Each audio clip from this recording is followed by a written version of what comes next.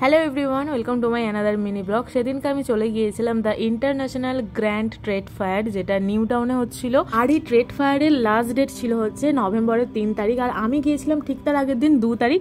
আবার সেদিনকে ছিল সানডে, প্রচুর ভিড় হয়েছিল। আর এখানে গিয়ে পুরো ট্রেড ফায়ার ঘোরার পর আমার একটা জিনিস খুব ভালোভাবে মনে হয়েছিল, সেটা হচ্ছে একটা মানুষ বেঁচে থাকার জন্য তার জীবনে যে যে প্রয়োজনীয় জিনিসপত্র দরকার সমস্ত কিছু এখানে পেয়ে যাবে। তবে হ্যাঁ, টাকাটা তোমরা পাবে না, টাকাটা তোমাদেরকে পকেটে করে এখানে নিয়ে যেতে হবে।